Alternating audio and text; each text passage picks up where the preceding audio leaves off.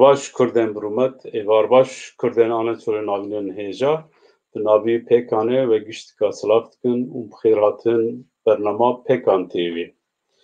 Îro roja yekşemê 15 mijdarê 2020 Pêkan TV bi bernameka din dixwaze bibe mêvana mala we. Berî ku em dest bi bernameka bikin, çend mesaja me hene em dixwazin wa mesajana ji we re bixwînin. Piştî wê em ê bi nîvanê xê bi qedirqimet bilind û bi Birêz Ahmed Yıldırım ve bername berdewam bikin. Îro bernama me hinek cuda ye. Bername ez û hevalên Necatî em ê bi rêva bibin. Hevalê me rejisor jî yê alîkariya me bike. Em ê bi vî avayî berdewam bikin. Me got îro 15 mijdar e. Heştê sê salan di ber vê Serokê Serhildana Dêrsimê Seyîd Riza ji hêla dewleta Tirkiye ve hate darxistin. Gotina Seyîd Riza ya dîrokî ku dibêje min nikarî bi derew û hîleyên we rê li ber xe bidim. Ew ji min re bû derd. Lê min li ber we jî çok neda, ew jî ji we re bibe derd. Belê mixabin em careka din dibêjin îro 15 mijdarê ye. Îro 2 sala di ber vê hevseroka Konyayê hevseroka HDP Konyayê Birêz Hemîde Qaya vefat kir. Hemîde Qaya hevalê Pêkanê û Kurdên Anatolya navîn ji nêz danas dikin û me bi hev re kar xebat jî kiriye. û em careka din Hemîde bibîr tînin. Keremke Herî temaşavan hêja ez jî bixêratina we hemiya dikim û bixêratin ser ekranê Pêkan TV. Em îro carekî din dixwazînî bernameke xweş ji we re çê bikinî. Belki hevalê min hêja ji bîna ziman mayê mêjdarê bi rastî ji bo me Kurdan mayeke pir reş e. Pir însanî me va mayê payîzê mirin. Berê Seyîd Riza, hevalê me Hemîde Qaya, sibê jî hevalê me hêja hunermendê mezin Ahmed Qaya, 20 saliya Ahmed Qaya ye. Îro wek me got salvegera duyemîn Hemîde Qaya ji nav me de ji jiyana de veqetî. Hemîde Qaya wek siyasetmedar te naskirin, bixe awqate li Konya tijî bi rastî jineke pir serbilind, jineke pir mezin bû, hunermend bû, helbestvan bû. Lê nexweşîke xirab lê wek pêket û tu demeke qut da ji jiyana xwe ji dest çû. Li hetek mirî jî her roj fikir û ramanê xwe bi me re parva dikir. Bi pê çû, hetanî mir jî bi pê û bi rastî jineke pir bi quvvet û qudret bû. Em bîranîna Hemîde Qaya dikin. Ez silav û rêz ji hemû hevalê re dikişînim.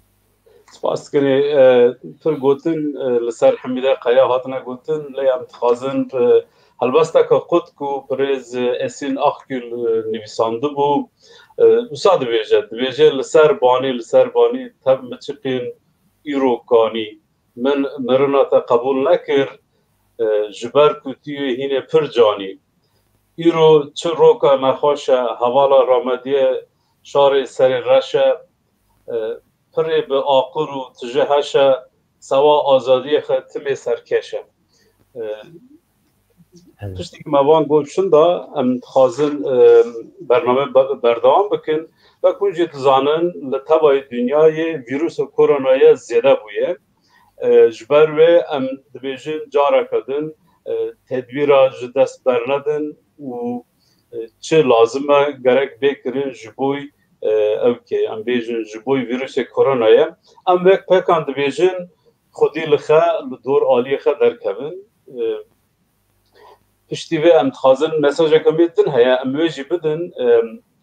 Pêkanê wek hûn dizanin du kitap weşandin, du pirtûk weşandin. Pirtûka yekem li ser zarokan bû, çîrokeke.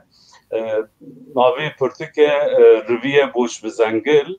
Eger ki hevalê me bîne ser ekranê spas dikinî. با کتاب جهیلا برین سورش رشی و هاتیه نویساندن پیکانش بوی زاروکا چاپ کرد اگر کس بخوازه بگیجه وی کتابه تکاره تکلیف و پیکانه داینه ام تکارم بگیجه نوانا کتاب دویمین وکم جیت زانم پیکانه پیشبرک اک آوا کربو پیشبرک رومان و چند هنره تبی پیشبرک دا کتاب حجوی مستوی حجو ال داری هانا رومانه که او خلاط یکمین ورگرد و پیکانجی و شاند اگر کس بخوازه بگیجه وی کتابه تکاره بمرتی که بتیکلی ام تکارن جوارا بشینین آنجوجی را پیدا بکن کما با گوتم شنده ام در باسا هنگ رکلاما خو پیکانه ببین و کنج دزانم پیکان بیگاوه هم لسر فیسبوکه هم لسر یوتیوبه و شانا زندی دکه جوات هم شمان گفتاران داخاز دکن هم و شانا ما پروا بکن هم جی لسر یوتیوبه ببین انداما کانالا پیکان یوتیوبه پیکان تاوی ایرو برنامه سر روش سیاسی ترکیه و کردستان آماده کریه میوان ما پرز پارلمانتر HDP مشیبره دوچند دکتر پرز احمد یلدرمه اگر رئیسور بکار به پرز احمد یلدرم خیراتم برنامه پیکان تیوی سر چوان ایوار باش وره صاحبی روشانم باش ایوار باش پرز احمد استخازم پرسکا هناك اوکم دست بکن و وک سیاست مداره که هلبت اون کردین آناتولی ناوین دزانو ناستکن چقدر تکیلی و پیره ها بو آنجی ام وقتی بپرسن اون ایرو هاتن اوروپا و دید که کردین آناتولی ناوین خال اوروپا برخستن دکن کاره که وسا دمشینن چاوا دبینن بله اجید سری ده یکو سر مالپاره ev medyayı ve metenaşet kün برزداری تواهی گلیمه آناتولیا ناوین سلاوت کم و اجی اگه دستور آوه هبت سری ده بخوازم پیشی 83 سال بری به آوه که هوانه سید رضا پیر و هوالی وین هفت خاطنه دار وکرن ویان توان بارد کم و برخدان آوان جبو ما رهبرکیه ما رونید که ریامه و از جوانا برزداری ببیرتینم دیسا هم ینکو سیاست مدار هجا یا جن آناتولیا ناوین حمیده قایا شوی رحمت سردلوانی خواه و خواهد رحمه خوله که و تواییس هم مالباتیوی هم گلیمه سریوان صاحبه و مکانی بهشت انشالله و همان دمه ده احمد قیاجی اف 20 سال بری د کوچبری ده جیانا خود دستا از ویان جی برزداری بیرتینم و بلا او د گورا خواده و دلوانی خواده بلا راحت ببن هم سید رضا هم حمیده قیا هم جی همان دمید احمد قیا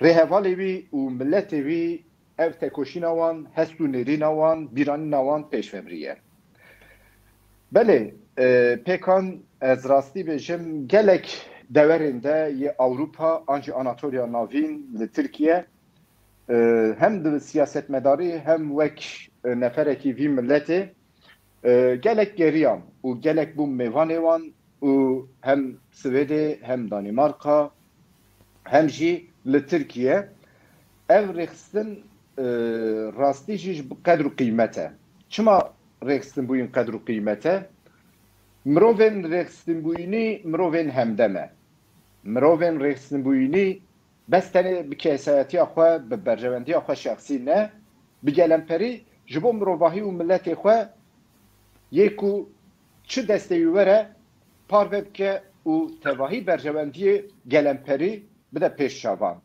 دوی آلی ده بگلمپری رخصتن بوین تشتکی همدمه تشتکی نوجنه و تشتکی مدرنه دوی آلی ده جی مروف کاره ببیشه مینا جی اکی دیاسپورا اوروپا چقدر امکانی و آبوری اقتصادی پیش و هره بلا هره هگه جی اکی مینا اوروپا هگه رخصتن بوین آوه تو نبه هون به ملت خوره نبن هون هستو نرین خو هفپار نبن نکن یک و دمی هونتنه ده اولکاری ده نینن لبله هم بس تنه کسی کی بن عالی آبوری ده عالی جواکی ده تو کس ده پشت دوا ده نبه اگه هم به رخستن بوین بن اون خودی رخستن بن هون نوجنن هون خودی هزن هون خودی قوتن دو عالی ده رخستن بوینی ست سالا بشتیه کمین ده تشتکی گلک گرینگه هله جبو گلکی بندست وک گلک کرد جهت دمی زیدتر بدویا گلک کرد برخصن بوینی لجم هفاتن اتفاق و پشکری هیا دوی علی ده کی درفت وی دست وی ده چهبه بلا دیار گلی خود که بلا دیار تکوشین خود که بلا ریا دموکراسی آشتی و آزادی بکه و دمی و مستریح ببه گاوا کو مروف چه دست وی و پار ببکه و دمی گاوا کو آف و خوارناوی آنجی لقمه کی خوارناوی جبوی تشتکی امبیشن بقدر و قیمته لی بس تنی مرو جبو خواه بجی و جبو خواه جیان بکه چه قاس امکان وی زیده ببه بلا ببه آلی وجدان آلی احلاق آلی حقیقت ده وی قصد که به دوی آلی ده جی ین کو دناو ریخستنا پیکانه ده کی جیش دگره کی ریوبرتید که کی نفرتید که کی کت ده کی آلی کارید که تشتکی پیروز که گری ام ویان سری ده زانه بن لی جیان کولکتیف جیان که حقیقتیه تواهی دین و اولن اسلامی آنجی دینن دن ویان دن سینه چی امکانه و هیه پارو بکن لی خودی رومت خود درکه بن چه بیشه حضرت علی بیشه کو هگه لهنبر نحقی هون بدنگ بمینن بستنی حقی خواه اندانا کن ده همان دمیده به حقی خواه به رومت و احلاق خوشو انداد کن دوی علی ده جی ام دبیجن گلی کرد ملت که مینا 10 سالی 20 سالی 30 سالی 40 سالی 50 سالی نینه هدی اتفاق خواه یکتی خواه خورترد که دوی علی ده جی وک گوتر حضرت علی لهنبر نحقی درد که به لهنبر لدیجی حقیقت دیجی مروواهی کی سوچتار لهنبری وان درد که به دوی علی ده جی امکارن راحتی ببیجم کو لیل وی داره ام خودی رومتن ام خودی احلاقن ام خودی هلوستکی درستن دوی علی ده جی ام دبیجن دمکی نزده ده ناو مالباتن گلن جیهانه ده ام جی خوب رومت به حقیقت به احلاق جی بگرن جبر کو هوقا ایشو علم والا نچه اوقاس کت اوقاس بدل داین و والا نچه جنها دا برهم وی درکتی دیاره لی ام دبیجن فاشیزم اخواه دا فینال دلیسه حوجتیه کو گل کرد لبرخدان خودی آزادی آشتی و آرامی و دموکراسی درکتنه ده فینال اخواه بلیسه و دمی همی ببینن زور چو باور کن زور چو پیسان ما پر چو هندک ما اوی دمکی نزده امی ببینن گلی کرچی لروجلاتا ناوین و توایی جهانه ده ده ناو باخچه مالباتین جهانه ده جی خواه برومت وی بگره دوی علی ده جی رخصن بوینا پکانه جدل و جان دیسا سلاو دیکم ین کو توایی اکتیویست وان ریوبر وان و اندام وان و نفر وان همیست کم و دبیجن دوی برنامه ده محطنه بوانا را جمع هد گلک دلشاهن و گلک کیف خوشم هست ام جی گلک سپاس دکن و گوتنی تای خوش بریز وکیلی می هیجا ام لودر گوتنی که بیجنه حوالنا برنامه ما ایرو هم کرمانجی هم جی ترکی ام دوام بکن پیچک شو ام جی وکیلی ما هیجا رو پرسن ترکیش بپرسن لا اگر پرسنه به هنه اونجی تکارن به مساجی خه جمر بکشنن ام دست به صحبتی خه پرسه خه بکن کرم که حوالی احمد سپاس کنی برز نجات برز احمد یلدرم امج روجاوا داوی ترکیه دا دست پی بکن وەکو دزانن وەزارەتە دادمەندیە dibêje em ê hukûqê gor ewlekariyê gel cih bînin. Gelo ew çi qas realîst e gotina Wezareta Dermendê ji ber ku 18 salin li ser hikûmetin tiştekî pir narkotîkî çewt e yani. Tu dixwara bêjî ez ê cî bînim. Tu dikarî cî bînî? Çi ye kerem kim? Di serî de wezîrê dadê tiştekî qebûl dike. Li Tirkiye hukuk tune ye. Li Tirkiye dadgehî tune ye. Li Tirkiye adalet tune ye. Viyan îtiraf dike. Em bi salan dibêjin. Gava ku vana me tevahî qadên siyasetê an jî li meclîsê danîn ser ziman hovane êriş dikirin. Lêbelê ev qebûlkirin tiştekî de pêşiya me. Em dibêjin hûn gava yekemîn avêtin û qebûl kirin. Li hemberî Kurdan, li hemberî Eleviyan, li hemberî tevahî muhalefetên civakiyê Tirkiye re neheqî kirin. Hukuk ji destê wan girtin, adaletê ji destê wan girtin. Binêrin filozofa hem Max Weber hem jî Althusser. Sed salan nozdemîn û bîstemîn de jîne û dibêjin. Dibêjin di nav dewletkî de hûn kirasê hukukê derxin li ortê mafya dimîne. Ev dewletekî çawa de dewlet rêxistinekî bi hukuk û adalet dibe. Gava ku hukuk û adalet ser dewletê kirasê hukuk û adaletê ji dewletê derxin li ortê çete dimîne mafya. Filozof wisa dibêjin. Rastî jî mesele kî kare bibêje ku dewletê Tirkiye hukuk durust e û adalet e. Ev îtiraf bû yani. Em karin rahetî bêjin ku tiştek ku dihatin zanîn viyan qebûl kiriye. Wana tiştekî bi devkî anîne ser ziman di serî de Kurdan û tevahî milletên Tirkiye, gelên Tirkiye viyan heta hindirê xwe, heta kezevê xwe, heta dilê xwe viyan ji xwe di nav jiyanê de dibîne û jiyan dike. Ya dido hukuk tune ye, adalet tune ye. Peki kî anî vî merhalê? AKP 3 meh, 6 meh salekî ne desthilatdar e, ne iktidar e. AKP 18 sale, nêzî 20 sale iktidar e û bi serê xwe ye. Tu cer bi koalîsyon jî nebû. Ev 3-4 salên dawiyê de hinek ji bo hevpariyê şîriktiyê koalîsyonê hinek derdorên siyasiyên faşîst girtiye cem xwe. Lêbelê em li vê derê hevparê wan, ortağê wan tevanbar nakin. Ji bo me muxatab AKP ye, desthilatdariya iktidara AKP û Erdogan e. Ev anîne vî merhalê. Ev di sê rojên dawiyê de dibêje em ê di aliyê demokrasî û hukukê de gav bavêjin. Bavêjin sersera serçavan. Lê demokrasiyê hukukê kî ji holê rakir? Yerê milletê me viyan zanibe. û ez viyan karim bibêjim. Vana hem li hindirê Tirkiye hem jî qada navnetewî de gelek ketin tengasiyê. Ana hêdî berendamtiya Yekîtiya Ewropa ji destê diçe. Tevahî rêveberên berdevkên Yekîtiya Ewropa dibêje. Em ê bi vîya wayî 2021 de berendamtî jî destê Tirkiye bigirin. Vana dîtin. Hêdî serüwen macereya pêvajoya Yekîtiya Ewropa xelas dibe.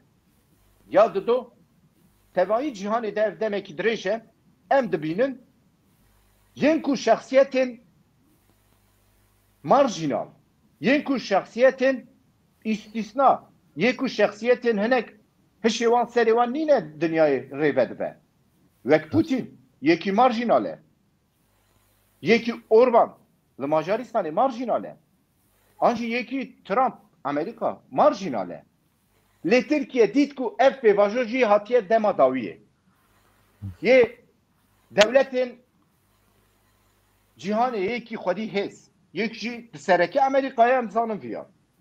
Lê Trump wenda kir. Tirkiye ev demekî dawiyê de pir kes tîne ser ziman. Çi dikin?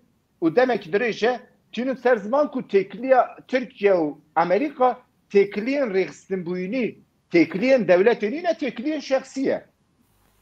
Hege gorê dilê kêfa Erdoğan u Trump baş be, tekli hebe, yetün hebe, tün hebe. Trump jî wendakir. Ve çi bibe?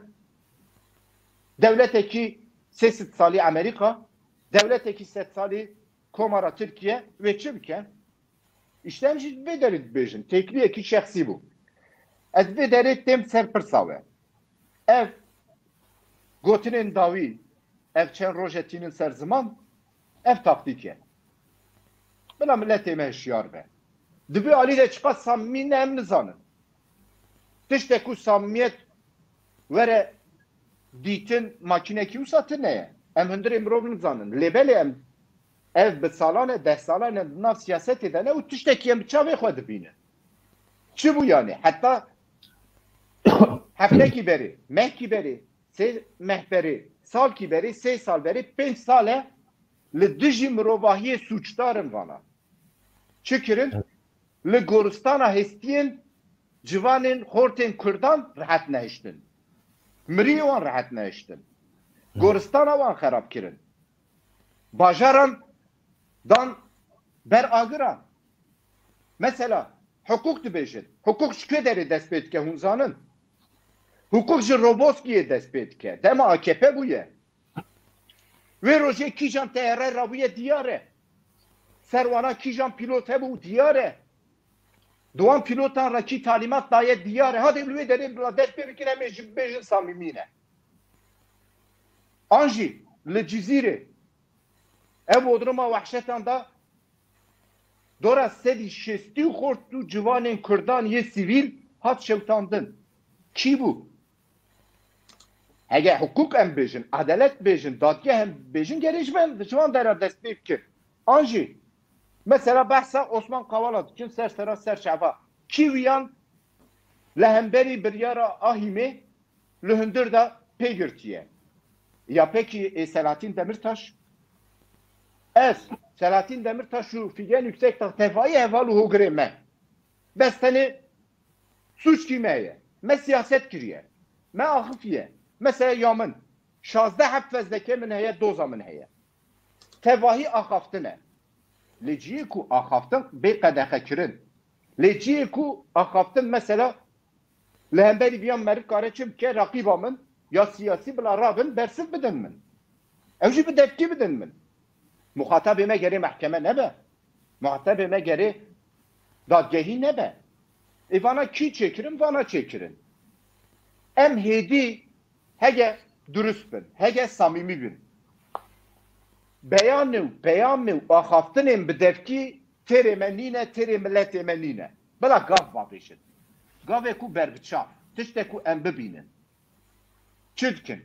Mesela bir ahaftın ekirine hündre haftayı da tevahi endamın meclisin ya şaradariye me gürtün hündür.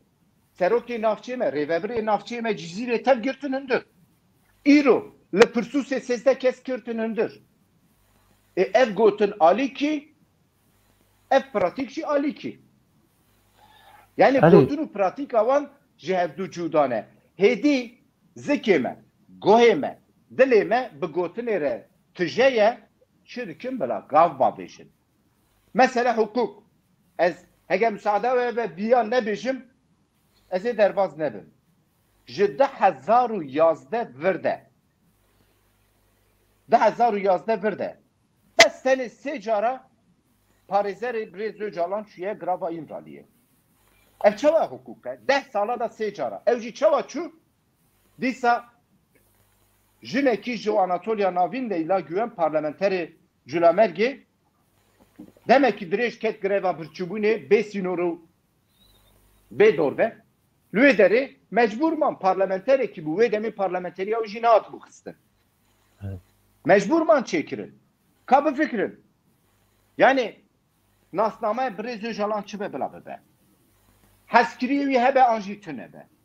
Hege ew lê derê girtîgehê yekî girtiye mafên girtiye ye, mafên gerdûniye ye bila hukûka xwe, bila zagona xwe, bila makê qanûna xwe têxin meriyetê. Ez biyan bêjim. Mesela hukuk ji Roboskî dest pê dike, hukuk ji Cizîrê dest pê dike, hukuk ji Amedê dest pê dike, hukuk ji grava İmraliyê dest pê dike. Edvi Ali de tu gav bila nayê avêtin, bila bêjin. Hêdî ew jî zanin dawiya xwe dîtin. Hêdî di helin nikarin pêşî helandina xwe bigirin. Hêdî ji sedî pêncî hatin ketin binê sedî sîhî. û hê jî biçin. Ev dixwazin bes tenê aliyê berjewendiyê partiya xwe û siyasî pêşî lê bigirin, li vê derî siyaset dikin. Lê bîr û baweriya wan nemaye. Mesela hinek kes li me digeran jî em dibînin ji me dipirte ya dibêje be ku pêvajoya çareseriyekî nû dest pê bike, nabixê. Hege îro bixwazin jî hêza wan mîna 2015 dîne. Gava ku hêza wan hebû bi kêfa xwe berdan sedem kîtin nebû. Ana binêrin, polîsiya qar derketiye dibêje îşît li Enqerê li Pirsûsê li Antabê bombe hat teqandin piştre jî pêvajoya çareserî ew kir. Çima muxatabê we pêvajoya çareseriyê de îşît bû. Çi eleqa pê ye? Hûn bi serê xwe, bi siyasetê xwe, hûn bi faşîzmê re hevparî kirin û dev jê berdan. Qasê wê demê hêza wan jî tune ye. Mesela bila gelê me neyê xapandin. Ez bawer nakim. Xwezî çêbe. Xwezî aştiyekî bi mayînde û bi rûmet. Xwezî demokrasiyekî rêkûpêk. Xwezî azadiyekî bêkêm. Bêkê mahî. Bila pêş bixin. Em ê qarşî didin. Na. Em ê li hemberî viyan dernekevin. Lê belê. Li vê derê ketine hem li hundirê Tirkiye hem jî qada namnetevî tengav bûne li hemberî Ewropa li hemberî Amerîka em de karî dikin. Ew jî çiqas bawerî bînin em ê nebînin. Hege dîsa taxtîk gün wê tu tiştekî dernekeve. Lê belê ez karim bêjim ku divî alî de samimiyeta wan ji min re hindik tê hêdî bi devkî ne bila gav bavêjin tiştên pratiğ dikin. Spas dikin Pirêz Ahmet Yıldırım ji bo nirxandina tên giranbiha. Pirêz Necatî Kiremk. Yani birastî em naxwazin gotinê vekîl qut bikin, birastî pir xweş tere gotinê pirsin serî me de jî tu cevabê wan jî didî. Li wek te jî bîna ziman zulm û zehmetî roj bi roj ser Kurda timeşe ye. Ew rojna ji bo bahanekê derxistin, bahane piştî 6 sala ji bo ev çalakiyên ji bo Kobaniyê sedemê wê ye gelek insanî me şeredarên me girtin aftin zindana. Yani ez vê ji te bipirsim îktidarê Erdogan û Bahçeli hetanî kîngê piva girtina vê zulmê zor û zulmê devam bikine. Yani ji vê ye çi qazanç dikine? Çi dikeve dest vana? Belê pirsî verê wê got hûn çawa bixwazin kîjan zimanê bixwazin ez karim vîya wayî biaxivim. Em ê vegerin Tirkiyê hûn kîjan zimanê bipirsin ez ê bi wî zimanê bibersivînim. Tamam, em ê bî pêj kurmancî bersivê bide piştî em derbas Tirkî bibin. Tamam, baş e. Aya gidin heye, pirse gidin heye bi Kurdî. Tamam, Belê. Ez bawerim da alî Kobanî de hûn, an jî Rojava da hûn hinek tişt bipirsin û rewşa AKP û MHP faşîzma wan bloka wan wê çawa bibe. Ez bêjim. İktidara wan xelas bûye. Heya noha ray digirtin. Heya noha bawayekî rızayê milletê Tirkiye bi Kurd bi Türk an jî netev û olin û çandên dinin re digirtin. Lê belê hêdî dengê milletê xwe, piştgiriyê milletê xwe wenda kirine. Ew jî zanin îroj hege hilbijartinekî çêbe îtifaqekî Enkere, İstanbul, İzmir, Antalya, Mersin, Edene, Ahmet, Van, Merdin yekû wenda kiriye. Bi kelemperî Tirkiye'de nikare iktidar. Erdogan bes tenê behsa bajarekî dikir. Got yekû İstanbul wenda bike fevayî Tirkiye wenda kiriye. Hege îro hilbijartinekî bibe bawer kim. Qasê 2019 hilbijartina şaredariyê jî negirin. Ne mümkün e. Ji heta wê demê îro rewşa Tirkiye, aliyê siyasî, aliyê civakî, aliyê îdarî, aliyê siyasî, aliyê hukukî pêşve neçûye şûn da çûye. Xizaniyê milletê zêdetir bûye. Divî alî de ez karim bibêjim mesela bi rehetî. Hûn gerê zanibin ku ez bi devê Erdogan tiştekî bêjim. Meha Gulanê de li Kongreya Vakf-ı Ensarê de tiştekî got. Ev Tirkî got. Ez peşî Tirkî bêjim bila milletê me pêm keş ber ku gotina min nîne êwî ye Erdoğan e. Kerem. Gote ku biz siyasi olarak iktidar olduk ama kültürel olarak iktidar olamadık. Evde çi maneyi?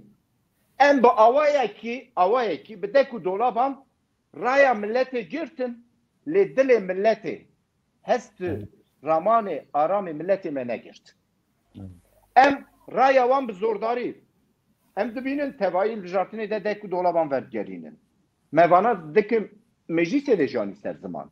Hem referandum hem edini tevayil de ku dolaban gore xu çetkin ciber ku YSK destivan dayı.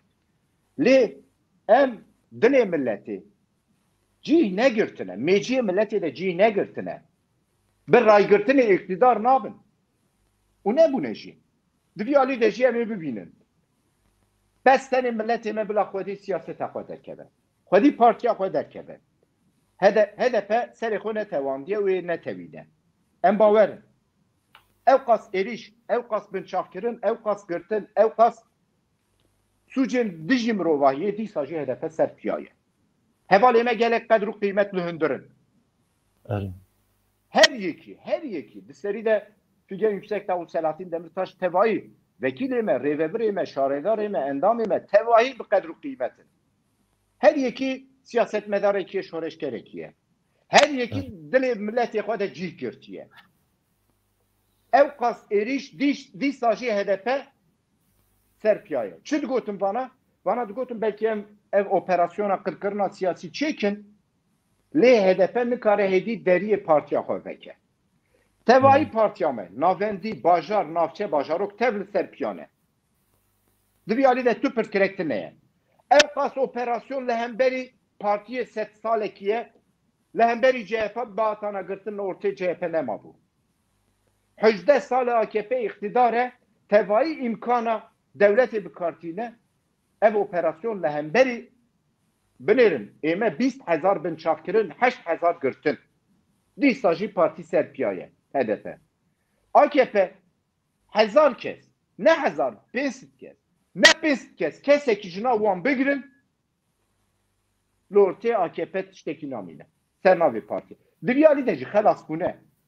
Hêdî bi zordarî bide ku dolaban ne ekonomî karin rêve bikin. Ne ev sê rojên dawiyê de tînin ser ziman hukuk û dageh rêve bibin. Ne alî îdarî tiştekî karin çêkin. Tevayî rêxistin puj bûne. Tevayî rêxistin vala derketiye. Bes tenê hebe tu nebe kesekî ye. Ev kesekî jî dilê milletê de qetiye û jartin wenda kir çû. Bila milletê me morala xwe xerab bike. Xerab neke. Morala xwe gelek bilind bigire. Em ê demekî nêz de wê Tirkiye mecbûr here hiljartinekî û bi rêya demokrasiyê em ê bibînin em ê serkevin wê Tirkiye rûpelekî nû, rûpelekî paqij, tevahî netev ol çan ê Tirkiye milletê wî bi nav yekîtî û nav wekevî, nav aştiyê de demokrasiyê bi pêşengiya HDP û rêxistina Kurd wê ava bike. Spas dikim Pirêz Yıldırım. Pirêz Yıldırım pirsa me ku herî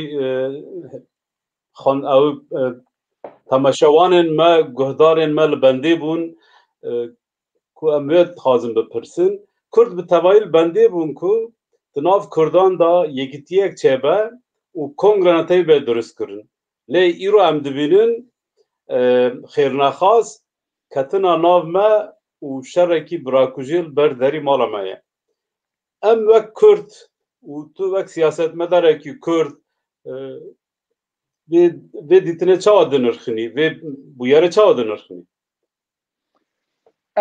Em karin divî alî de bi kur û dûr binirxînin. Lê ji ber ku ez ê dema me jî dema bername jî bidim pêşavan û bi kurtasî binirxînim. Yê ku dawî de bibêjim sereke bêjim. Yekîtiyê netewî, îttifaka netewî de tu Kurdekî wenda nake. Wenda kirin tune ye. Yekîtî û îttifakê de. Herkes qezenç dike. Bakur, Başûr, Rojava, Rojhilat. Herkes. Tevayî partî sazî û rêxistinê Kurdan qezenç dike. Hege yekti û ittifaq hebe. Lê mesela beraber jî bikin vî hevokê em bibêjin. Lê belê Bakujiyê de tu kes qezenç neke tevayî Kurd wenda bike. Yerê qedr û qîmet bê zanîn. Hege kî ji yekî û îttifaqa Kurda dûr bikeve di li hemberî dîrokê de wê sûçdar be. Kî dibe bila bibe? Hêzên Bakur, hêzên Başûr, Rojava, Rojhilat. Tu partî û sazî ji ev du cuda nakin. Lê belê li hemberî dîrokê, li hemberî milletê xwe wê sûçdar be. Kî piştgirî bide yekî û îttifaqê dîrok wê di rûpelên spî de binivîne. Kî bibe sedemê Birakujî dîrok wê rûpelê reş de binivîne. Em tev du serî de ez ji bo xwe dibêjim. Herkes bila hişyar be. Herkes yekî û îttifaqa xwe xurtir bike, ji bo yekîtî netewî piştgirî bide. Rola xwe bilêze. Tevayî kesayet, tevayî siyaset, tevayî partî, tevayî sazî, tevayî rêxistin. Diviyalî de dibêjim. Yê gotina xwe sereke dawî de jî dixwazim bibêjim. Yekîtî û îttifaqê de tu kes wenda nake, herkes qezenç dike. Birakujî de tu kes qezenç nake, tevayî wenda dike. Yerê vî ferasetê em nêzîkayiyê vî pêvajoyê bibin. Erê, hevalê Can, dilerseniz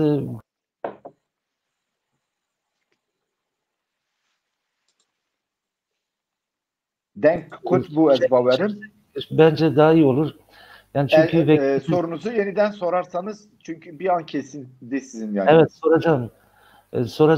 Tabii ki siz geçen bundan dönem... sonrasını Türkçe devam edeceğiz herhalde. Evet, öyle yapsak bence daha iyi olur. Daha tamam. Verimli olabilir. Çünkü soruların çoğu da Türkçe geliyor. Kürtçe gelen sorular da var. Onları da sormaya çalışıyorum. Anlamayan halkımız bizi affetsin. Yani ana dilden ötürü az dilenmez ama ne yapalım? Yani onları ne yapalım? Asimile edenler utansınlar. 2 dilli, 3 dilli bir toplumuz. Bu da bizim bir gerçekliğimiz. Bu nedenden dolayı programlarımızı da böylesine 2 dille yapmaya çalışıyoruz. Şimdi daha önce de Kürtçe cevap verdiniz de fakat sorular üzerine şöyle bir soru sormak isterim. Yani hükümetin bu son iktidarın işte bu damatın da gitmesinden sonra reform sözleri, yeniden yenilenme veya demokrasi gibi sözler söylenmeye çalıştı. Bahsini de ettiniz. Fakat soru üzerine şunu sormak isterim. Yani böyle giderse eğer gerçekten böyle bir durum olursa Demirtaş'ın veya Figen Yüksekdağ'ın ve diğer arkadaşların, vekillerin çıkma olasılığı var mı diye bir soru var. Veya siz bu gidişatı nasıl görüyorsunuz? Ya ilk bölümde Kürtçe cevap verdiğimi biraz daha genişleterek ve orada eklemediğim bir iki hususu ekleyerek ifade edeyim. Evet. Yani biz AKP iktidarı da olsa hiçbir şekilde açık söylemek gerekirse demokrasi, hukuk, barış, özgürlükler yolunda atılacak hiçbir adımın karşısında durmayız. Çünkü bu erdemli kavramlar kimler tarafından yapılırsa yapılsın sahiplenilmeli. Bunlar kıskanılacak şeyler değil, sahiplenilecek şeylerdir. Ama hani artık beyanlar, sözlü beyanların oldukça inandırıcılığını yitirdiği bir son 5 yıl tecrübe ettik bu iktidar döneminde. Evet. Bütün içtenliğimle söyleyeyim. Eğer hukuk konusunda, tarafsız ve bağımsız yargı konusunda, söyledikleri sözler konusunda samimilerse birinci adımı atsınlar. Birinci adımı çıkıp bütün televizyonlardan başta HDP olmak üzere Kürt siyaseti ve bütün Türkiye halklarının nezdinde HDP'den özür dilemeliler. Özür borçları var. Hukuk orada başlar. Tarafsız bağımsız yargı orada başlar. Demokrasi olacaksa orada başlar. İnsanlığa karşı işlenmiş suçlara tekabül eden onca iş dururken Kürdün ölüsünü mezarda rahat bırakmayan uygulamalarla karşı karşıya kalmışken biz en kadar çocukların uçaklar tarafından paramparça edildiği Roboski'nin konusunda bir adım atmamış bir hükümetin yargı, demokrasi, özgürlük onlara x-large kalır. Kimse kimseyi kandırmasın. Bu konuda samimilerse destek veririz. Ama samimiyetin kırıntısını sergilemiyorlar. bundan sonra artık Kürdün veya toplumsal muhalefetin gözü, gönlü bu söylemlere tok. Pratik adım görmek isteriz biz. Çünkü Türkiye'de demokrasinin, hukukun, tarafsız ve bağımsız yargının, kalıcı onurlu barışın teminatı HDP'dir. HDP'ye, bir partiye 5 yılda 20 bin gözaltı yapacaksınız. Parti binalarını basacaksınız. 8 bine yakın yöneticisini, üyesini, aktivistini, milletvekilini, belediye başkanını, belediye meclis üyesini tutuklayacaksınız. Ondan sonra tarafsız bağımsız yargıdan söz edeceksiniz. Önce bu halktan özür dilemeliler. Bu halkın iradesi olan HDP'den özür dilemeliler. Onlara karşı ahlaktan, vicdandan, hakikatten yoksun operasyonlara dair bir özür borçları var. Bunları yapmadan hiçbir şekilde samimiyet testinden geçemezler. Çok çok anlamsız geliyor bana. İçte sıkıştılar, dondurma gibi eriyorlar. Fırına atılmış dondurma ve buz gibiler bunlar. Erimeleri önlenemiyor. Her yapılan ankette bir öncekine göre daha büyük bir erime yaşadıklarını, erimeyi sadece oy erimesi olarak değil, kültürel, siyasi, ahlaki, vicdani erime yaşıyorlar. Uluslararası toplumda hiçbir inandırıcılıkları kalmamış. Avrupalı devletlerin, resmi kurumların ve uluslararası kurumların nezdinde Türkiye Cumhuriyeti vatandaşlarının bu iktidarı sahiplenerek, devleti değil, iktidarı sahiplenerek böyle yüzü alnı ak, başı dik bir şekilde hiçbir kuruma gidemiyorlar. İnandırıcılıkları yok çünkü artık.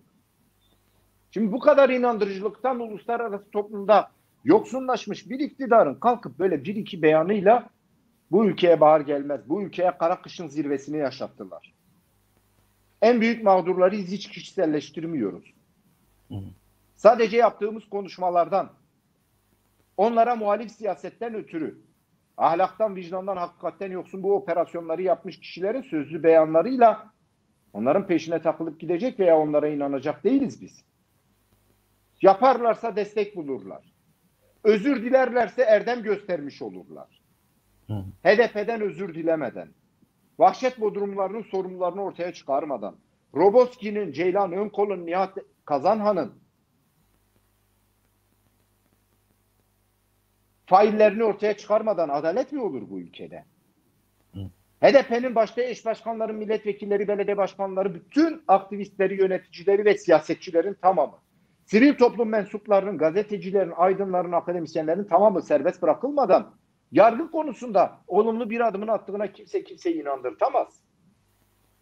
İmralı'da 11 yıldır uluslararası sözleşmelere aykırı bir şekilde uygulanan tecrit giderilmeden bu ülkede hukuktan falan söz edemezsiniz. Az önce Kürtçe söyledim, seversiniz sevmezsiniz. Sayın Öcalan'ın işte hem 2006'da hem 2015'te milyonlarca kişinin irademdir diye imza verip götürüp resmi makamlara dilekçe verdiği bir kişidir. Bir şahsiyettir. Her şeyi geçtik. Tutuklu ve hükümlü haklarının kendi yasalarında yazılı olan maddelerini uygulamıyorlar. Başlayacaklarsa buradan başlasınlar. Evet, bırakılmalarını isteriz. Osman Kavala'nın da, Ahmet Altan'ın da ve adı sayılmayan bütün gazetecilerin, aydınların, aktivistlerin bırakılmasını isteriz.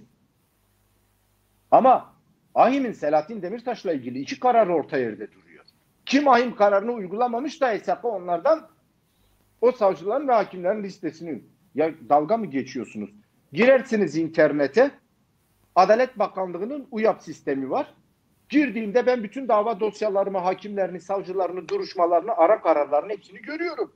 HSYK girdiğimde o kararları kimlerin verdiğini zaten görecek. Evet. Bunu yapmak bu kadar zor mu? Onun için inandırıcılıklarını 2015'ten sonra çok yitirdiler. Ve her geçen gün daha fazla suça bulaştılar. Yarın bir gün insanlığa karşı suçlardan tarafsız ve bağımsız yargının önünde yargılanmak istemiyorlarsa önce bir özürle işe başlayabilirler. Hani Allah affetsin bizi, kandırıldık vesaire gibi bunu sadece Gülencilere karşı kullanamazlar. Kürtlere karşı 100 yıllık özür borçları var. Bunlar 90'lı yılların faili meçhullerinin ve o hal rejiminin, 90'lı yıllardaki o hal rejiminin hesabını soracağız dediler. Sonuç ne oldu biliyor musunuz? Bakın, vekilliğini yaptığı Muş başta olmak üzere Vartinis'te 9 insan canlı canlı evde yakılmıştı. Günahsız. Bir çatışmanın çıktığı yerin tepelik alanın aşağısındaki bir beldede bir evi yaktılar. Ne yaptılar biliyor musunuz? Bütün dava süreçlerini takip ettim ve karar duruşmasında bulundum. Onlar hesap sormak üzere o dönemin dava dosyalarını açtılar. Ama 90'lı yıllardaki bütün faili meçhullerde rol oynamış olan güvenlik güçlerinin hepsini beraat ettirdiler. 90'lı yıllarda hiç yargılama yapmasaydılar en azından yargılanmamıştılar, suçlu olarak kalacaktı. Ama şimdi ne yaptılar? Hepsini akladılar. AKP iktidarı böyle bir iktidar. Görünen görünmeyen ortaklarıyla birlikte böyle bir iktidar. Hani Kürdün ve toplumsal muhalefetin artık söze, lafa karnı tok. Varsa öyle karından konuşmaya gerek yok. Adım atsınlar. Somut adım atsınlar. Evet. Teşekkür ederiz Sayın Vekilim. Ben şöyle bir soruyla sormak istiyorum Türkçe olarak. Kürtçe sormuştuk ama anlaşılıyor ki arkadaşlar, izleyenler anlamakta biraz sorun yaşıyorlar. Bundan dolayı herkes Kürtler arası bir barışı beklerken, bir ulusal kongrenin yapılmasını beklerken bugün görüyoruz ki Kürtler karşı karşıya geldi. Bunu istemeyen güçler Kürtleri karşı karşıya getirmek istiyorlar. Bununla ilgili neler söylemek istersiniz? Eğer müsaadeniz olursa bu ana dille ilgili bizi dinleyen bütün değerli halkımıza bir sözle başlamak isterim. Bir defa hani ana dillerini etkili bir şekilde konuşamıyor ve ana dillerinde konuşulanları tam anlamıyorlarsa onların suçu değil. 100 yıllık bir asimilasyon politikasının ürünü bu. Zaten Orta Anadolu Kürtleri olarak halkımız 2 defa asimilasyon süreçlerinden geçirilmişler. Kendi topraklarından, coğrafyalarından koparılmaları ve o dilin habitatından kopmuş olması bir zorluktur. Ama emin olun, bir şekliyle müzik dinleyerek, Step TV izleyerek, diğer Kürtçe kanalları izleyerek Kürtçelerinin farkında olmadan geliştiğini ve daha fazla anladıklarını görecekler. Yani şunu söyleyeyim, karşılarında 20 yaşından sonra Kürtçeyi öğrenmiş biri olarak bulunuyorum ben. Gerçekten 20 yaşına kadar ben Diyarbakır merkezde doğup büyüdüm. Diyarbakır merkezde hani etkin olan dil, kamu dili, sokak dili, okul dili, çarşı pazar dili çok Kürtçe değildi. Ama bir politik bilinç ve bir mücadelenin içerisine girdikten sonra Kürtçeyi öğrenmiş biriyim ben. İstenince oluyor. Kürt müziği dinleyerek, hep böyle kulaklıklarda, eski Walkman'lerde dinleyerek onlar bir şekliyle kelime dağarcığımızı genişletti. Yani sorulmamış bir soru ama bu konu gerçekten irdelenmeye, konuşmaya değer. Evet, Orta Anadolu Kürtlerimizin belli bir aksanı vardır. Zaten hani Danimarka'ya, İsveç'e, onların bulunduğu yerlere gittiğimde, misafir olduğumda konuştuklarında da anlayabiliyoruz. Serhat'ın Kürtçesinin güzel bir aksanı var. Orta Anadolu Kürtlerinin daha farklı, kendine özgü bir güzelliği var. Botan'ın öyle, Ahmet'in öyle. Ama istenirse inanın öğrenilir. Ben bilmiyorum deyip işin içinden çıkamayız. Bir şekliyle bu dil bizim dilimiz. Ve dünyada birçok dil bilimci tarafından dünyanın en zengin dilleri, en kadim dilleri arasında gösteriliyor. Yani oturup birebir kitap okuma şüphesiz önemli, çalışmak önemli ama onun dışında müziğini dinleyerek, haberlerini dinleyerek, televizyonunu izleyerek çocuklara Zaruk TV'yi açarak pekala mümkün olabilir. Şimdi geleyim Brakuji ile ilgili, kardeş kavgası ile ilgili. Özellikle bugün Kürdistan Federe hükümeti bölgesinde cereyan eden ve bir gerilime sebep olan, en son bahar ayında Zineverte'de benzer bir sıkıntı yaşanmıştı. Şimdi de benzer sıkıntı başka alanlarda var. Şunu söylemeliyim. Orada Kürtçe söylediğimi müsaadeniz olursa Türkçe tekrarlamak isterim. Final olarak, cümlesi olarak. Ya ulusal birliğin, ulusal ittifakın, ulusal beraberliğin, ruhun kesinlikle ama kesinlikle kaybedeni yoktur. Herkes kazanır. Güneylisi, kuzeylisi, doğulusu, batılısı. Herkes kazanır. Bütün partiler, örgütler, siyasi çevreler herkes kazanır. Her kişi, her şahsiyet kazanır. Ama Bırakujinin kardeş kavgasının ise hiçbir kazananı yoktur. Herkes kaybeder. Hani meşhur laftır. Barışın kaybedeni, savaşın kazananı yoktur. Bu genel anlamda uluslar için söylenir ama bu bir ulusun içindeki bazı siyasi düşünce farklılıkları, örgütlenme farklılıklarını zenginlik olarak görmemiz lazım. Bunlar bizim barış içinde yaşama gerekçemizdir. Kavga sebeplerimiz değildir.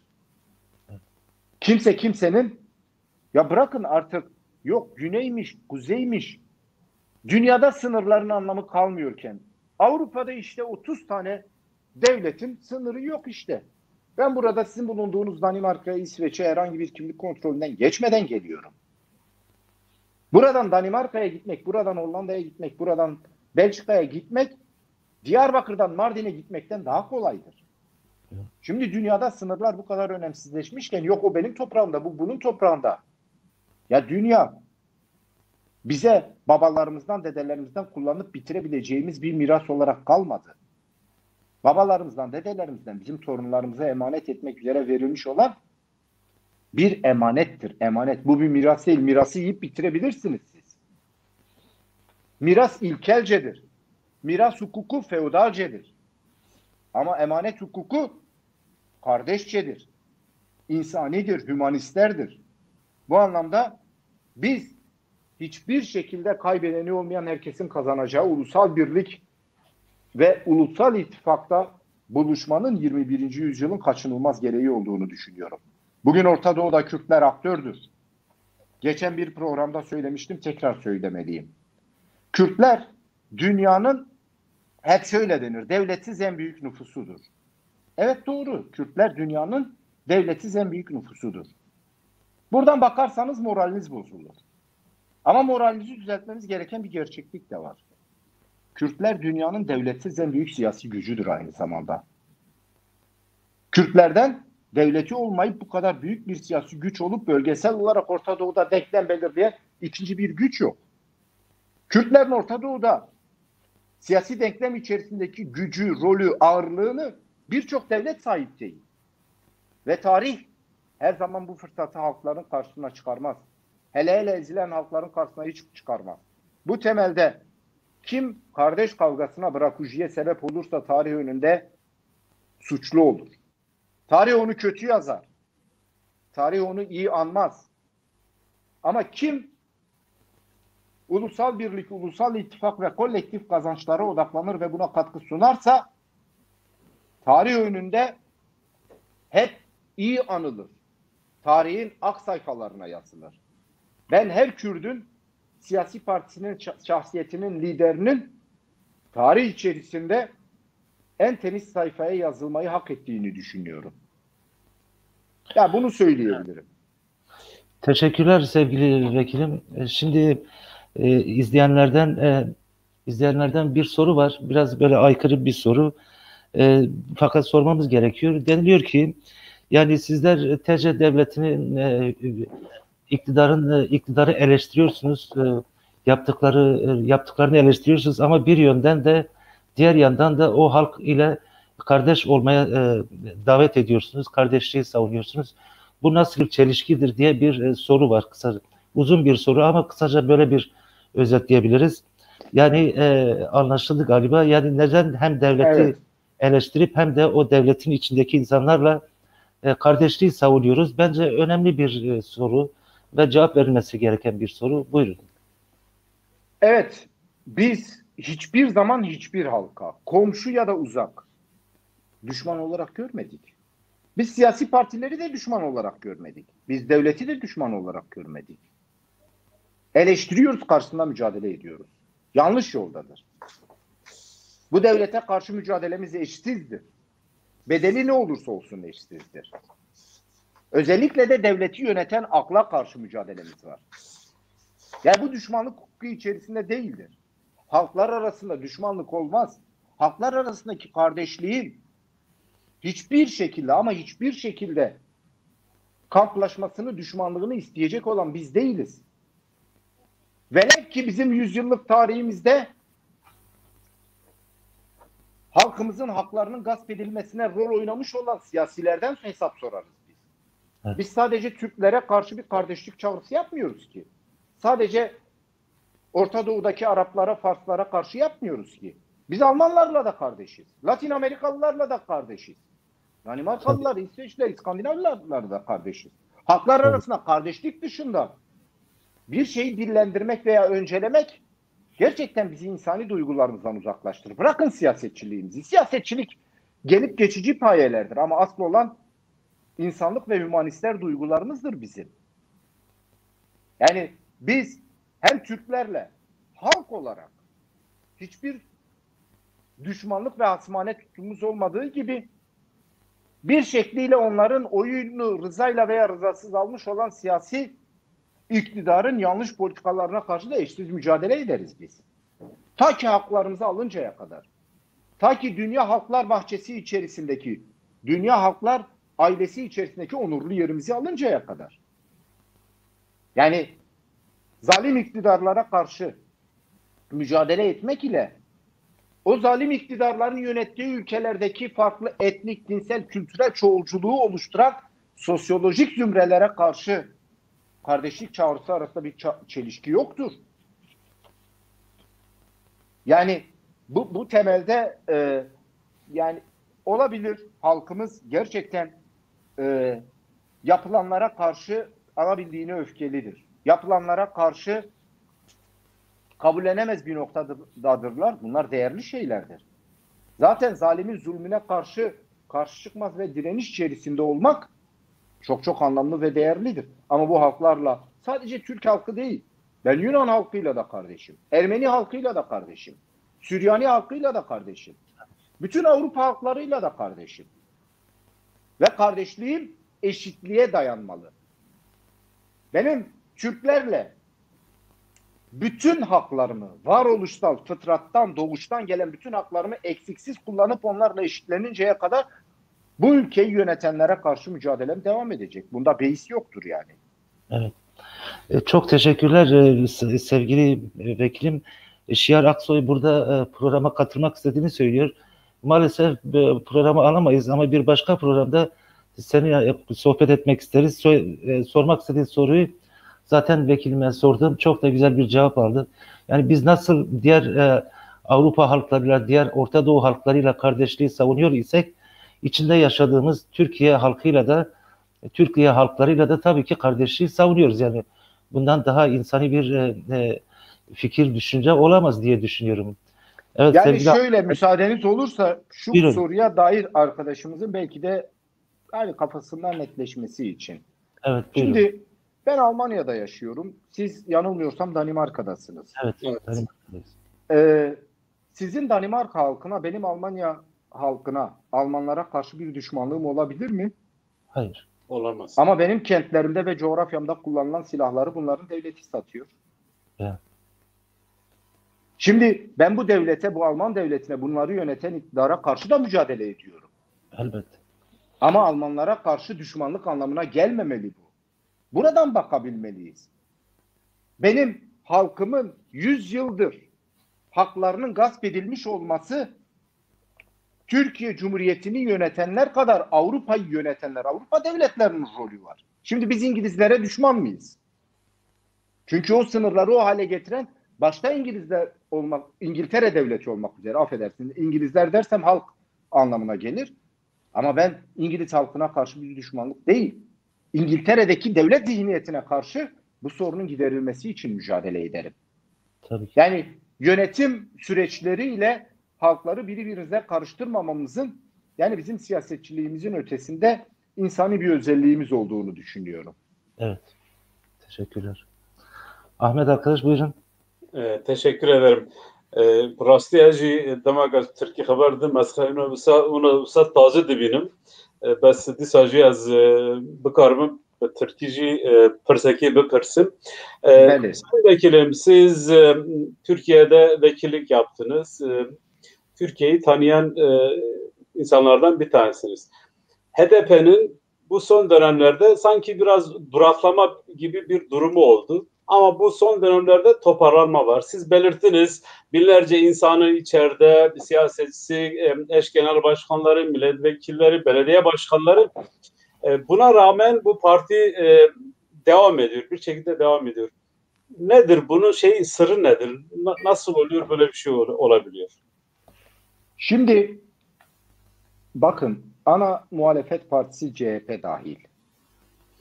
Devletin ya da büyük kapital güçlerin belli bir kesimiyle münasebetleri ve ilişkileri vardır. Basit bir şey. Yani son günlerde, bundan birkaç ay önce gündemdi. Örneğin İş Bankası Atatürk döneminden beri kurulmuş. CHP'nin hem yönetiminde hem de hisselerinde payı var. Düşünün, CHP'nin bile. AKP ise bütün devlet olanaklarını kullanıyor. Yargı, güvenlik bürokrasisi, ondan sonra bütün siyasi kurumları, meclisi derdest etmiş durumda. HDP neden ayakta? Aslında burada saklı. HDP'nin bizi izleyen ve izlemeyen, halklarımız dışında başka bir dayanak noktası yok. Bütün gelirlerini, bütün giderlerini, bütün etkinliklerini onlara dayanarak yapar. Bizim arkamızda çok uluslu şirketler yok. Bizim arkamızda medya patronları yok. Bizim arkamızda devletin sınırsız güç ve imkanlarını kullanmak hiç yoktur. Eğer halka dayalıysanız, evet, yani belli dönemlerde siyasi soykırım operasyonları ve güvenlik doktrinleriyle darbeler yiyebilirsiniz ama devrilmezsiniz. Şunu söyleyeyim, bir halk veya bir mücadele darbe yediği için yenilmez. Eğer mücadeleyi bırakmadığı sürece, bir mücadeleden vazgeçtiği anda yenilir. Bir mücadeleye olan inancını yitirdiği anda yenilir. Yoksa darbeyle, siyasi soykırım operasyonlarıyla dünyada hangi siyasi hareket yenilmiş ki HDP ve Kürt siyaseti yenilsin? Burada HDP, evet, belki bazı arkadaşlarımızın hani bize yansımayan, sizin de yayın imkanları içerisinde olmadığı için hepsini soramadığınız, HDP'nin özellikle bileşen hukuku üzerinden hani farklı Türk veya Türkiye'yi oluşturan farklı sosyolojik kesimlerle ilişki kurmasına dair eleştirileri olabilir ama unutulmamalı ki bizim 2018 seçimlerinde 67 milletvekilimizin sadece 15-17 tanesi Kürt değildir. Diğerleri ana gövdesi Kürttür. Kürt hareketinden geliyor. Mesele 15-17 arkadaşımızın rolünü oynayıp oynamaması meselesi değildir. Bizim 50 arkadaşımızın rolünü oynayıp oynamaması meselesidir. Ve bu konuda her birimizin, HDP'ye ve Kürt siyasetine gönül vermiş olan herkesin şu konuda uyanık olmasını özellikle rica ediyorum. Buyurun. Bilinmelidir ki özellikle içimiz karıştırılmaya çalışılıyor. 5 yıldır HDP'ye siyasi soykırım operasyonlarıyla, zulümlerle, zorla, güç siyasetiyle yenemeyenler HDP'nin içine oynamaya başladılar. Nasıl oynamaya başladılar? Yok işte Türk-Kürt çelişkisi yaratarak. Nasıl oynamaya başladılar? Muhafazakar seküler çelişkisiyle oynamaya başladılar. Nasıl oynamaya başladılar? İşte Kürtler ve bileşenler olmayan çelişkisini kaşımak üzerinden. Kürdistanlık Türkiye'lilik üzerinden. Sayın Vekilim, bir de lafınızı kestim kusura. Bir de dinle ilgili işte bu yani dini fazla ön plana çıkarmadığı Kürtler arasında böyle bir serzeniş de var. Ben Türkiye'yi ve Kürdistan'ı oluşturan bütün renklerin HDP içerisinde yerini bulduğunu, düşüncesini ifade ettiğini, bütün siyasi çevrelerin özellikle ben temsil edildiğini düşünüyorum.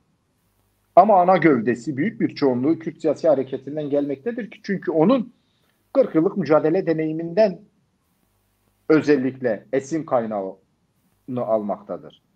Buradan hareketle dıştan saldırılarla zayıflatılamayan, yok edilemeyen ve buna direnişle cevap verenlerin içine oynamaya başlarlar. Halkımızın bu konuda çok uyanık olması lazım. Buna hiç prim vermemesi lazım. Her zamankinden daha fazla birliğe, her zamankinden daha fazla örgütlenmeye, her zamankinden daha fazla kenetlenmeye ihtiyacımızın olduğu bir dönemdir. Ben bu konuda iyi niyetli eleştirilerin hepsi başımızın gözümüzün üstüne. Bunda hiçbir sorun yok. İyi niyetli eleştirileri bir yana bırakıyorum. Hatta bizim bu eleştirilere ihtiyacımız var. Halkımız bizi eleştirmeli. Ben eleştirilmekten falan rahatsız olduğum için bunu demiyorum. Ama iyi niyetli arkadaşlar dışında bazı ellerin HDP'nin içini son dönemde daha fazla karıştırmaya çalıştığını düşünüyorum. Buna karşı her birimizin kendi zaviyesinden daha fazla uyanık olması gerektiğini ifade etmek istiyorum. Dindar olan arkadaşlarımızla da ilgili olarak söyleyeyim. Hem ülkenin batısından hem doğusundan gerçekten yeterli sayıda temsiliyetin olduğunu düşünüyorum. En nihayetinde çok farklı çevrelere temsiliyet imkanı tanıyan bir partiyiz. Burada da hani ismen saymak istemem ama en ön planda olan Ömer Faruk Gergerlioğlu arkadaşımız mesela o çevreden gelmektedir. Yani Hüda Kaya, Nimetullah Erdoğmuş ve adını burada saymayacağım. Yani birçok arkadaşımızın temsiliyeti. Ama hani parti politikaları açısından sadece bir dini, sadece bir mezhebi, sadece bir inancı esas alırsak inanın tersinden AKP'lileşmeye hizmet etmiş oluruz ki dünya hepimizin inancından, ulusal kimliğinden, mezhebinden, inancından çok daha büyüktür. Biz farklı renklerimizle zengin ve farklı renklerimizle daha güçlüyüz. Teşekkür ederiz. Kerem Kaya Necati. Sevgili vekilim, şimdi tabii izleyicilerden farklı sorular geliyor. Bizler de takip ediyoruz. Tabii ki burası özgür bir platformdur. Herkes istediği soru sormaya hakkı vardır. Bizler de yavaş yavaş programı... Sadece soru sormaya değil, eleştirmeye de hakkı vardır. Elbette eleştirebilirsiniz de. Burada yavaş yavaş toparlamaya da çalışalım. Yaklaşık 1 saati geçtik. Şimdi ekseri gelen sorulardan yani dediniz ki devlet, hükümet epeyce sıkıştı. Yani son dediğiniz gibi son hamlelerini oynuyor ve mutlaka da bir şekilde yıkılacak dediniz. Yani bunun bir süresini verebilir misiniz? Yani halklarımıza, insanlarımıza yeni günlerin, güzel günlerin, diyelim ki değişimlerin, en azından değişimlerin olabileceği bir Türkiye ve Kürdistan'ı ne kadar zaman veriyorsunuz? Ne kadar zaman içerisinde yeni çözümler, yeni değişimler başlayabilir? Buyurun. Peki. Ya şimdi AKP iktidar odaklı bir siyasi parti. İktidar olmadığı anda siyaset yapamayacağını bilen ve kendini buraya kodlayan, burada sabitleyen bir parti. Halbuki siyaset sadece iktidar olmak için değil, toplumsal değişim dönüşümlerin önünü açmak için de yapar. Mesela HDP'nin ben böyle bir rolünün olduğunu düşünüyorum. HDP kendi siyasi rakiplerinde kadın temsiliyetini, farklı inanç temsiliyetini arttıran, gençlik temsiliyetini arttıran bir rolle AKP'nin de CHP'nin de sürükleyicisi olmuştur. Yani siyaset sadece iktidar olmak için değil, toplumsal değişim dönüşümü yaratmak için de yapılır. Kürt halkının bilinçlenmesi unutulmamalıdır ki Türkiye'de biz iktidar olduğumuz için değil, Kürt halkının son 30-40-50 yılda nerelere geldiğini hepimiz yaşayarak tecrübe ettik. Daha genç arkadaşlarımız da son 10-15 yılda bunu yaşayarak tecrübe ediyorlar. Biz bırakın 10 yılı, bırakın 50 yılı, 40 yılı, 30 yılı, 10 yıl önceki duruma göre bile daha iyi noktadaysak bu bir mücadelenin ürünüdür. Şimdi buradan bakarsak despotik, otoriter rejimlerin böyle hani suyun kaynama noktası 100 derecedir. Suyu yavaş yavaş ısınır. Ve o kaynama görülür ama tam dakikası bilinmeyebilir. Ben onun arafesinde olduğumuzu düşünüyorum. Olası ilk seçimde sadece sandığa gömülmeyecekler. Bunlar muhalefet yapmayı bilmedikleri için tarihin çöp sepetine gidecekler. Bakın iktidardan düştükten sonra hangi akıbeti yaşadığını son 30 yıldan birkaç parti örneğiyle vereyim. Anavatan Partisi şu an nerede? Doğru Yol Partisi şu an nerede? Evet. Refah Partisi, DSP şu an nerede? Bunlar hepsi iktidar oldular değil mi? İktidardan düştüğü anda siyaset yapmayı bilemeyenler. İktidarı sadece devletin olanaklarını çok azınlık, küçük bir zümre için kullananlar. O küçük mutlu azınlıkların karşısında büyük mutsuz çoğunluklar yaratanların yaşama ve ayakta durma, kadim olma şansı yoktur. Şimdiden su ısındı, artık buharı çıkmaya başladı. Yakında kaynayacak ve Türkiye'de, hani ben çok bu konuya özellikle girmek istemedim ama genelde sosyolojik en önemli özelliklerden biri iktidarın değişim dinamiklerini yaratan bütün süreçler mutfaktır, ekonomidir. Evet. Ekonomik krizler hep iktidar değişikliklerini beraberinde getirmiştir. Bu ANAP'ın iktidara gelişinde böyledir. ANAP'ın gidişi 91'de SHP-DYP'nin gelişinde böyledir. 94 krizinde Tansu Çiller'in devalüasyonundan sonra 95 değişimi böyledir. Evet. Onun 28 Şubat sonrası bir ekonomik sarmal içerisine, kriz sarmalı içerisine sürüklenmesi sonrası DSP'nin işte son dönemde ANAP'la birlikte iktidara gelmesi böyledir. Düşünsenize ya, 99-2002 arası 3,5 yıl ülkeyi yöneten 3 parti toplamda %10 alamadılar. 3'ü de baraj altında kaldı. Onun için iktidardayken hep böyle yatay eğri izlerler. İktidardan düştükten sonra böyle inmezler.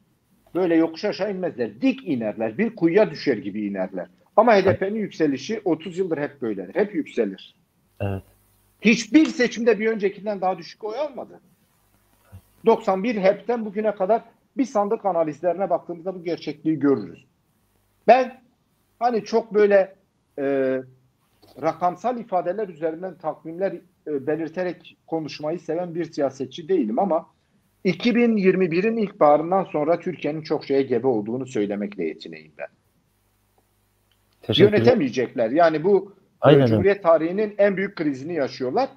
Evet, 94 Tansu Çiller devalüasyonunda veya 2002'de Kemal Derviş'in gelmesinden önceki ekonomik krizde ülkenin döviz rezervi, ülkedeki işsizlik oranları, ülkenin iç ve dış borcu, kamu ve özel borcu bugünkü kadar değildi.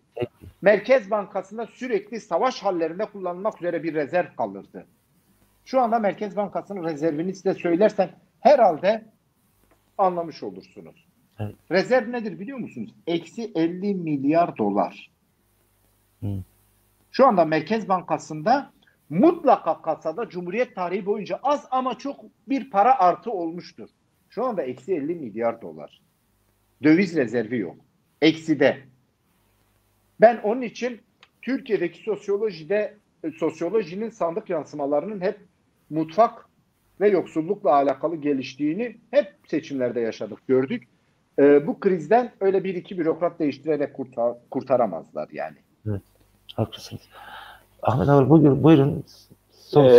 Svaskine Prez Ahmet Yıldırım. Ez dîsa Tirkî bipirsim hinekez pirsgirêk ez dijîm de Pirsa dawiye me gotu bu saate kam saate herî me got pirsa dawiye pirsa dawiye em ji temaşewanan jêra bibêjin ku me daxwaza ku em Kurdî bikin bes em dibînin ku wek Pirêzvekîlê me jî îfade kir hinek pirsgirêk heye hêla fêmkirina Kurdî da ji ber wê me xwast em hem bi Kurdî hem bi Tirkî bikin hinek dinivîsinin dibêjin çima bi Kurdî naxivin em jî daxwaza me ye pêkan avabûna xwe an jî damezirina xwe yek li hemberî asîmîlasyona li hemberî zimanê xwe kar xebat bike ji ber wê ew ji boî me ne pirsgirêk e lê temaşewanên me çi qas fêm dikin pirsgirêk ew e ez vegerim pirsa dawî û ez bi Tirkî bipirsim.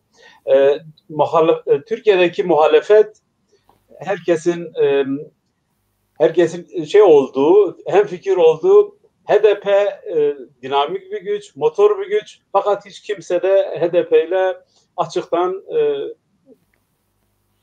beraber çalışmıyor veyahut da onu kabul etmeme gibi bir pozisyon ortada. Bu nasıl buna göre nasıl bir muhalefet yapılacak? Biz nasıl bir muhalefet olacak? Biz eğer bu hükümet yıkılırsa, bu düzen yıkılacaksa ortak hareket edeceğiz. Bu nasıl olacak? Beni kabul etmiyor, benim varlığımı kabul etmiyor, beni görmezden geliyor. Televizyon programlarını görüyoruz. Her gün HDP'den bahsediliyor. ne bir HDP temsilcisi var, ne de bir HDP'li var. Ama her saat HDP konuşuluyor. Evet. Ya şunu söyleyeyim, biz de hem parlamentodayken hem de alanda siyaset yaparken hala da yapıyoruz. Farklı siyasi çevrelerle görüşürüz. Mesela bazen biz çözüm sürecinde e, iktidar yetkilileri, hükümet yetkilileriyle görüşürken diğer siyasi çevrelerden, diğer muhalif çevrelerden veya farklı aydın çevrelerinden şu eleştiri gelirdi. Ya siz bunlara ne kadar güveniyorsunuz ki görüşüyorsunuz? Şimdi sizin sorunuz da benzerdir diye. Yani en azından temas eden noktaları vardır. Biz diğer siyasi çevrelerle görüşürken onlara güvendiğimiz için değil, kendimize güvendiğimiz için görüşürüz. Özgüven sahibi olan şahsiyetler ve siyasetler, siyasi partiler ve akımlar diyalogdan, müzakereden, ilişki kurmaktan korkmazlar. Veya tersinden bir okumayla söyleyeyim. Açıktan siyasi çevrelerle konuşmak, diyalog kurmaktan imtina edenler özgüven sorunu yaşarlar. Bugün HDP ile görüşmek ve ittifak yapmak isteyen herkes bu adımı atarsa sadece kendini şereflendirmiş olur. Şereften, onurdan nasiplendirmiş olur. HDP böyle bir partidir. HDP'de rant yoktur. HDP'de siyaset yapanlar bedel öderler. HDP'de siyaset yapanlar paralar kazanmazlar, iş imkanları yaratmazlar. Yaratılacaksa kolektif olarak bütün toplumsal imkanların, koşulların düzeltilmesiyle olur. HDP ile görüşmemek utanç sebebi olur.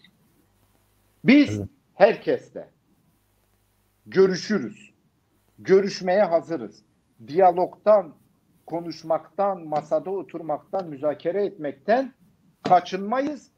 Bu muhataplarımıza değil, kendimize duyduğumuz güvenle ilgili bir şeydir. Evet. Özgüveni olanlar herkesle görüşür.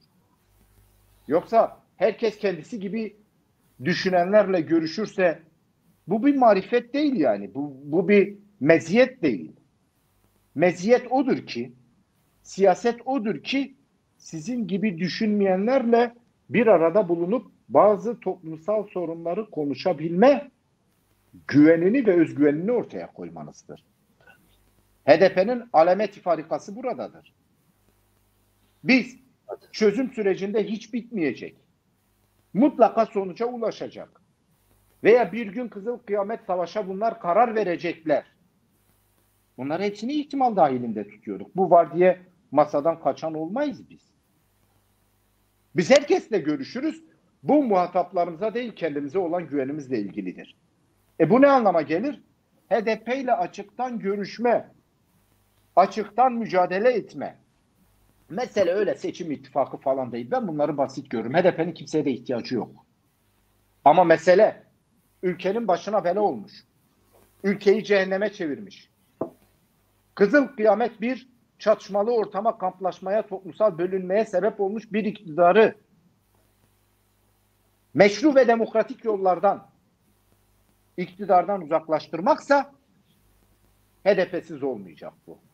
HDP de bundan sonra 2018 ve 2019'daki gibi böyle dolaylı destekler içerisinde olmayacak. Bundan bütün halkımız emin olabilir. Biz resmi olarak içinde olmadığımız, çerçevesini belirlemediğimiz, sınırını ortaya koymadığımız hiçbir ittifakı desteklemeyeceğiz. Bunu eş genel başkanlarımız da dile getiriyorlar. Parti yönetimindeki arkadaşlarımızla hala yaptığımız görüşmelerde ortak bir kararımız ve kanaatimizdir. Ama halkımız biz herkesle diyaloğa açığız derken bunu bir tutarsızlık, ilkesizlik, güçsüzlük veya güven problemi olarak görmemeli. Bilakis kendimize çok fazla güvenin bir işareti olarak görmeli. Sanırım bu sadece Türkiye ve Kürdistan siyaseti açısından değil, dünyanın tamamında böyledir. Benim gibi düşünmeyen herkesle oturup konuşabilirim. Herhangi bir konuda müzakere edebilirim. Eğer konuşamazsam benimle ilgili bir eksiklik vardır. Evet, doğru. Konuşmaktan kaçınanın kendine dönük bir özgüven sorunu vardır. Açıktan görüşmeyi, meşru toplumsal meseleleri konuşmayı, dile getirmeyi, ifade etmekten imtina edenler düşünsün bunu. Biz düşünmeyiz yani. HDP ile ittifak yapmak bir şereftir, onurdur. Bu kadar bedel ödemiş, bedel ödemeye rağmen diyalog kurmaktan imtina etmeyen bir partiyle yan yana gelmek, yan yana gelenleri onurlandırır. Doğru. Takdir onlarındır. Çok teşekkürler sevgili vekilim. Çok verimli bir program oldu. Gerçekten izleyiciler de birçok sorular yöneltiyorlar. Ama maalesef hepsini soramıyoruz. Ama şunu ummak istiyoruz. Yani bazı aralıklarla sizi ve diğer vekildeki arkadaşlarımızı buraya davet edip sorular sormak istiyoruz. Yani gündemi birlikte takip etmek istiyoruz. Onun için varsa son sözleriniz onları da alalım. Daha sonra sizlerle vedalaşalım. Buyurun vekilim. Hege destura ve ez xwazim gotina xwe dawî bi Kurdî. Erê kerem Em girê bidin. Me destserî de got. Ziman ji bo netevbûyînê, ji bo nasnameyê netewî rastî bêjim taybetmendiyekî serekeye. Bê ziman netevbûyîn nabe. Kurtbûyîna me wê çawa bêfêm kirin. Li vê derê Kurt nanivîsîne. Li vê derê Türk, Arab, Acem, Faris an jî Alman, İngiliz nanivîsîne. Li vê derê bi gotin derdikeve holê. Ji ber wî ji milletê me ricam. Bi têkiliya pêkan an jî rêxistinên me ziman. An jî weşanê me bi dorfire. Em hewl bidin ku Kurdiya xwe pêşkev bibin. Ez vî axaftina xwe ji dil û can dibêjim 20 salî şûnda hîn bû me.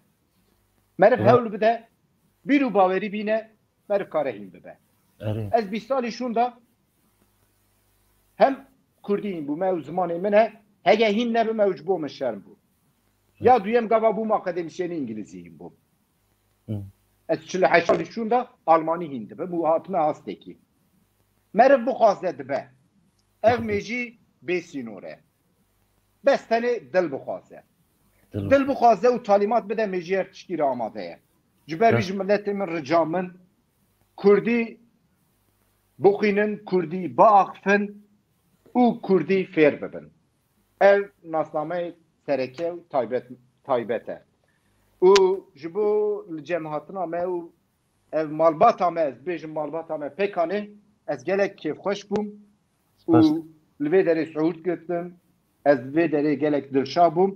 Tevahî yek û me temaşe dikin, an jî nakin. Endamên an jî dilgirtiyên Pêkanê re silav û rêz dişînim û bimînin xêr û xweşiyê de. Êvar baş. Êvar baş. Êvar baş Pirêz Ahmet Yıldırım.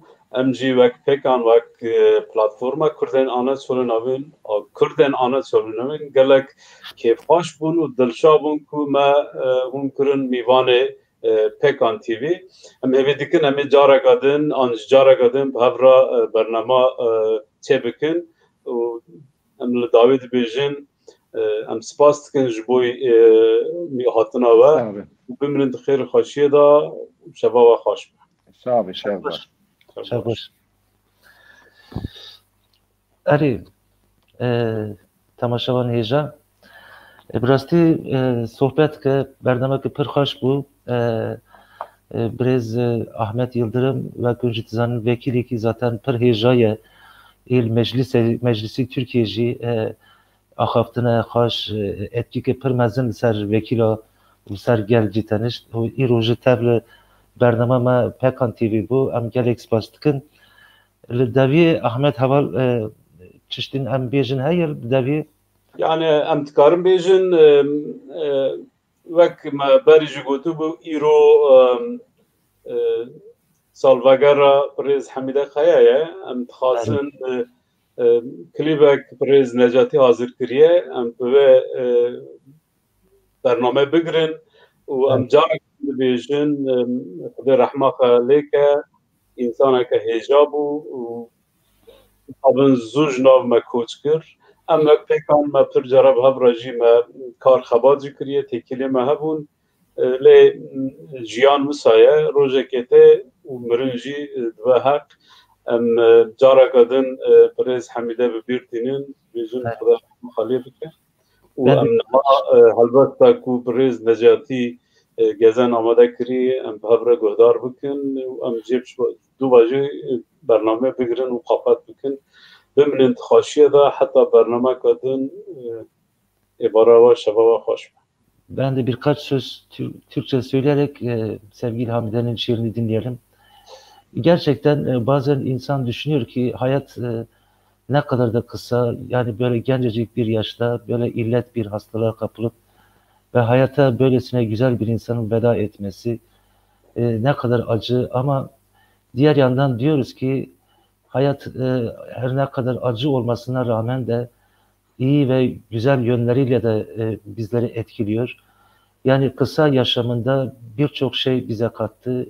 Direnişi, hastalıklı olmasına rağmen son gününe kadar düşüncelerini, fikirlerini Facebook üzerinden partili arkadaşlarıyla birlikte paylaşıyordu. Onlarla düşüncelerini onlara sunuyordu.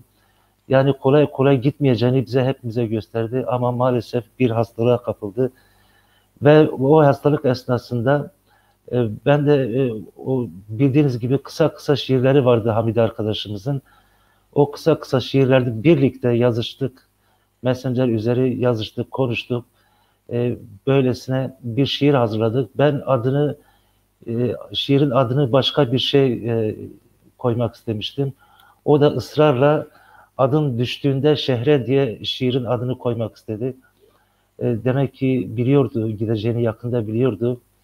Ve öylesine bir şiir yazıldı ki, hazırladık ki gerçekten de Hamide arkadaşımızın gidişini belki de betimleyen sözlerdi. Ben de tekrar Hamide Kaya arkadaşımıza saygılarımızı, sevgilerimizi sunuyorum.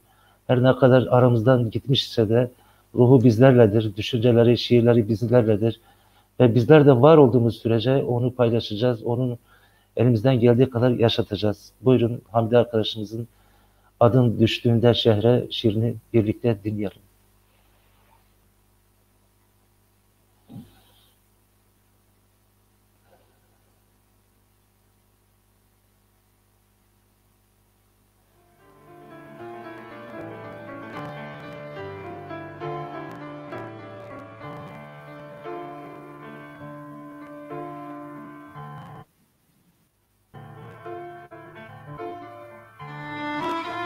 Uyandım dün gece başkalarının eşiklerinde, yitirilen oyunların, sevdaların üzerine ördüğüm hayatımdan.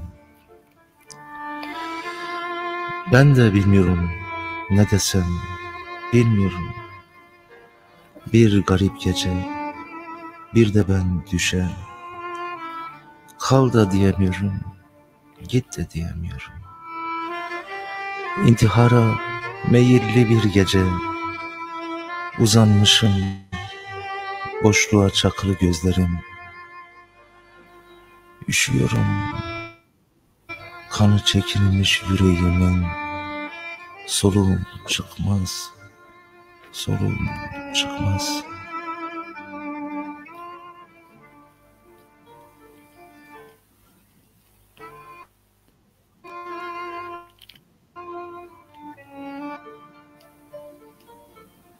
Ah, çocukluğuma dönebilseydim eğer, bir pencere kenarına asılı kalmış bakışlardan, bir defter yaprağına sıkıştırılmış satırlardan, bir akşam üzerinden kalma oyunlardan devam ederdim. Çocukluğuma dönebilseydim, bir bakıştan, bir satırdan, bir oyundan başlardım. Sana varmalıydım, tüm renklerinde bir gökkuşağının. Resimler çizmeliydim sana. Yeşilden kırmızıya çalmalıydı fırçam. Şiirler yazmalıydım sana. Sana en önce varan ben olmalıydım. Ben olmalıydım. Neresinden tutacağımı bilemediğim bir ömrün misafiriydim. Vakitsiz bir yolculuğun, ayaküstü vedalaşmasındayken adımını attım, gitmelerin eşiğinde, kalmaların keskinliğinde kaldım.